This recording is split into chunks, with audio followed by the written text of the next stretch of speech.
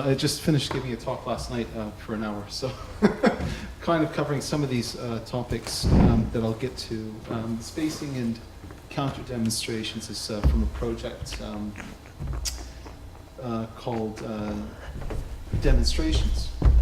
So they are how-to videos that are based on the web, but they show audiences how to make performances that never in their own right, as live performances, properly work. They also use very low-tech materials, very prosaic, very mundane actions as well. I'm going to be showing just one of these pieces, part of the video, which is called How to Outline Through Elastic and Red Tape. And this is the piece that I will demonstrate or present or show on Friday live. And you will see that because of the language that's used in these kind of, you'll notice that there are subtitles that also, quite importantly, undermine the imperative of performing, which we don't ever really, I'm stepping back from why we have to perform. And this is one thing I will get to. The imperative is usually you must or you do. It's a kind of moral imperative, which I can't get into. It's a kind of philosophical problem. But by switching it to you may or may not to, there are different iterations that this thing can be restaged, reperformed, that never performed properly or never works properly. And what this means then for three things in terms of the notion of embodiment, what this means for the engagement with time as duration, it's something that we try to embody, kind of living time, of course. And what would be a different way to think of it in terms of bringing in the notion of space and spacing, which happens at a more existential level, some people will talk about. Now, all this gets played out in terms of the experience of the work. Let's see if I've got it here. No. Let me just do this for a second. So here's the work.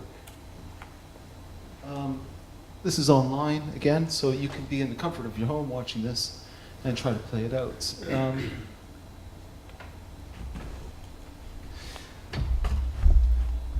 So again, the actions, and this is going to be seeming strange because here I am talking about the work that I would actually talk you through and do, are non-expressive, or they're prosaic, they're mundane, they're what you do in the studio or at home.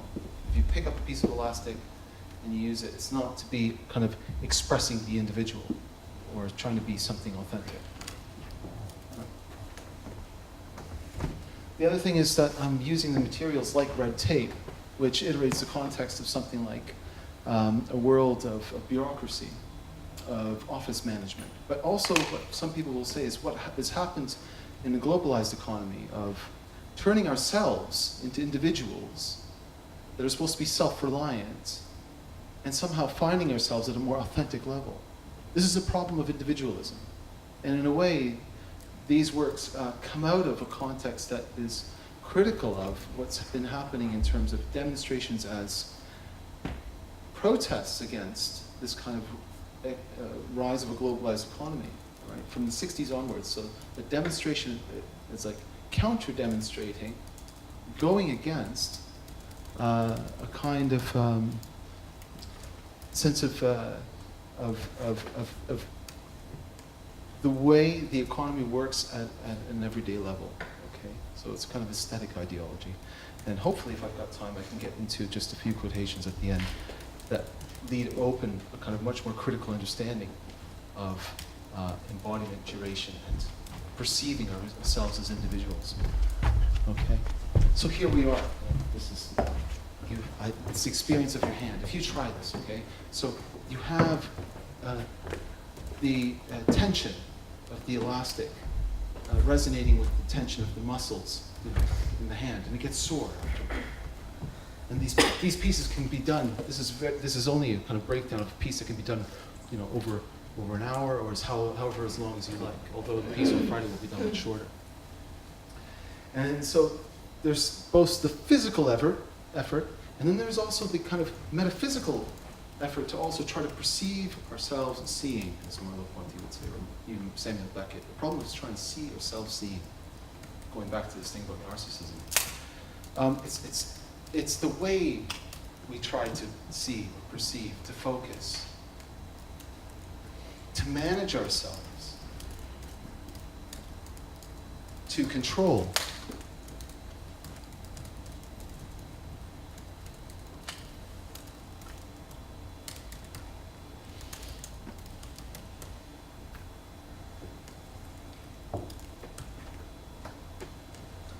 Okay.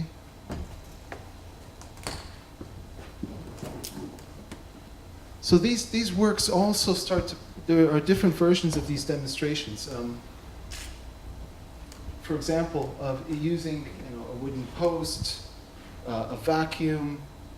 I'm not going to play this exact piece, but basically it is to cut this wooden post to the length of the knee.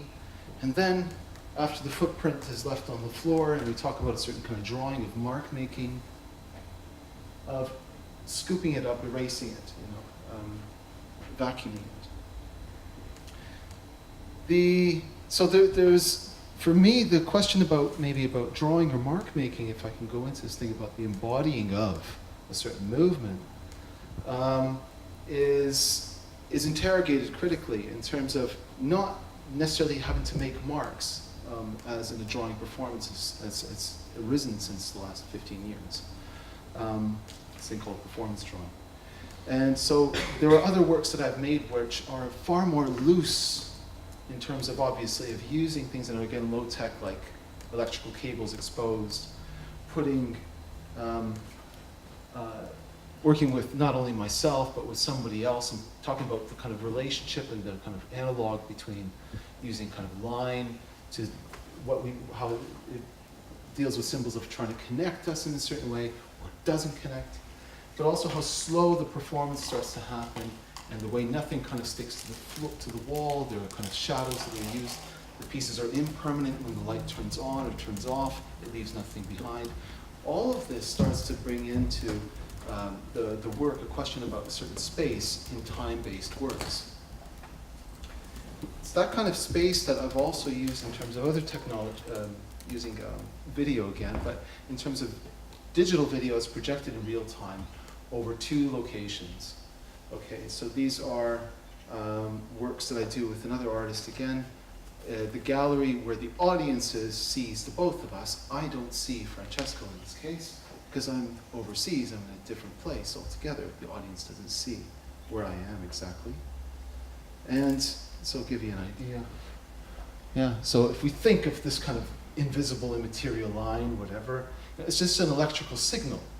But it's how, again, this sort of line or movement is supposed to give us the sense that something is animating us, something causes us to move, right? Something brings us from one location to the next.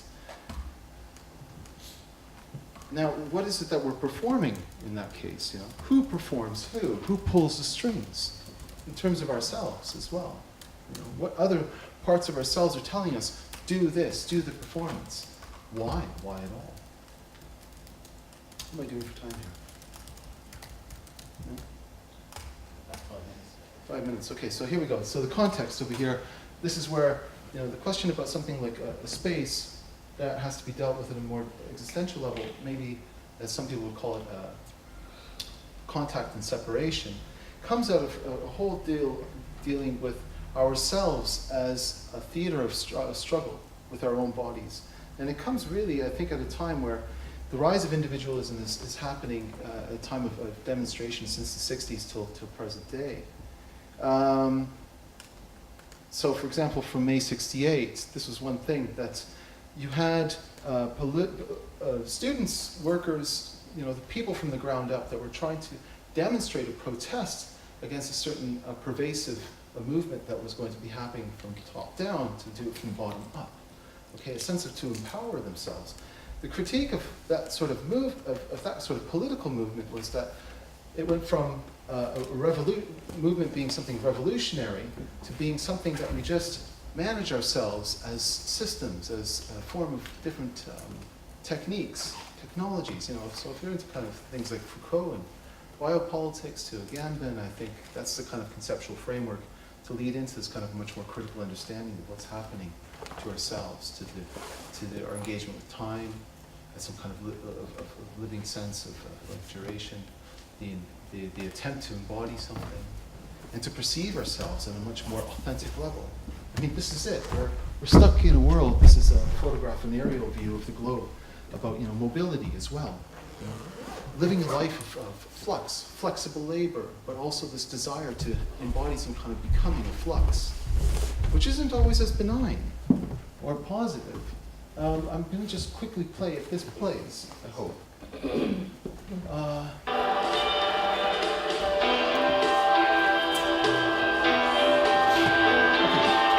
So this is from Hypernormalization by Adam Curtis. It's a short segment in a nutshell of kind of criticizing what has happened from those kind of uprisings in the 60s to the 80s, and this kind of neoliberal individualism that has implicated ourselves as bodies, right?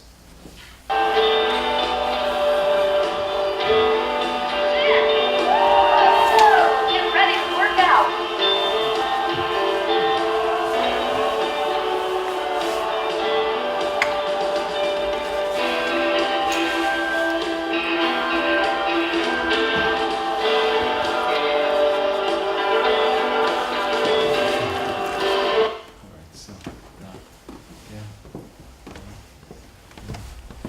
So artists were also doing this in terms of performance art, trying to go into themselves, bite themselves, mark themselves, all of these kind of things. Funnily enough, even guys like Vito Conchi turn around till the present day says, I would never do this kind of work again because all I was doing was trying to find myself. Okay, so here we are, Occupy movements even today in Montreal. Coincidence, I didn't know that I was going to use this picture, but this sense that we're still trying to fight and struggle with something, but at the same time trying to use, in terms of creative context like here, the question about movement in a much more positive way. But what's performed, what's embodied?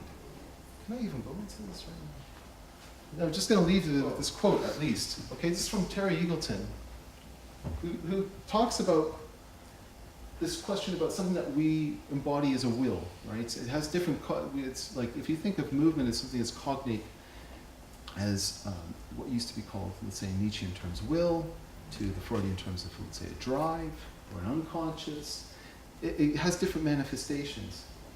But if we try to really perceive ourselves, to look into ourselves, this is kind of, in a nutshell, what it brings up. The individual is a human subject, right? So much more broader. It doesn't have to be individualistic, by the way.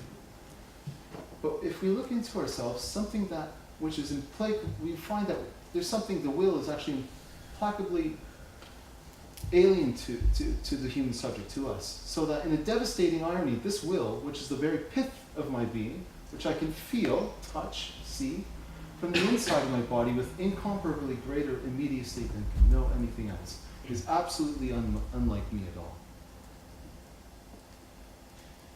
Without conscious motive, as blankly unfeeling and anonymous as the force which stirs the waves.